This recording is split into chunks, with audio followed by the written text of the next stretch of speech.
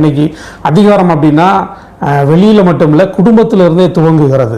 ஒரு குடும்பத்திற்கு கணவன் தலையாக இருக்கிறார், பிள்ளைகளுக்கு பெற்றோர்கள் தலையாக இருக்கிறார்கள், பள்ளிக்கூடத்தில் ஆசிரியர்கள் தலைவராக இருக்கிறார்கள், வேலை செய்கிற இடத்துல ஒரு தலைவர் நமக்கு டிபார்ட்மெண்ட்டுக்கு இருக்கிறாங்க, அந்த அந்த ஆஃபீஸோட ஹெட் இருக்கிறாங்க. இப்படி ஒவ்வொரு தலைமைத்துவம் இருக்கிறது. நம்முடைய நாட்டிற்கு ஒரு முதல்வர் இருக்கிறார், இந்தியாவுக்கு ஒரு பிரதமர் இருக்கிறார். இப்படி ஒவ்வொரு காரியங்களுக்கும் ஒரு தலைமைத்துவம் இருக்கிறது.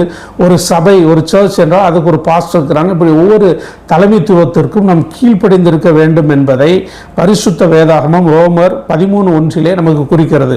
இது கிறிஸ்தவர்களுக்கு மட்டும் சொல்லப்படவில்லை, எல்லா மனுஷருக்கும் சொல்லப்பட்டிருக்கிறது. அதே போல அடிப்படை கடமைகள் ஆர்டிகல் 51A அரசியல் அமைப்பு இந்திய அரசியல் அமைப்பை மதித்தல், நாட்டின் ஒற்றுமையை காத்தல் என்று சொல்லி இப்படிப்பட்ட காரியங்களை இந்த ஆர்டிகல் 51A நமக்கு கற்றுக் கொடுக்கிறது.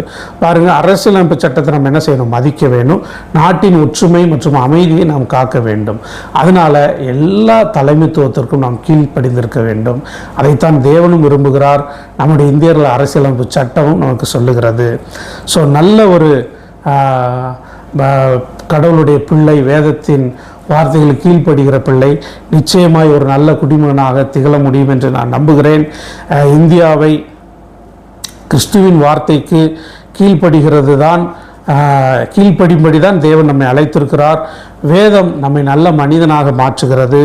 இந்திய அரசியல் அமைப்பு சட்டம் நம்மை நல்ல குடிமகன்களாக மாற்றுகிறது. தேவனுடைய வார்த்தையின்படி நடப்போம், ஆசீர்வதிக்கப்பட்ட தேசமாய் வாழுவோம். தேவன் தாமே உங்களை ஆசீர்வதிக்கட்டும்.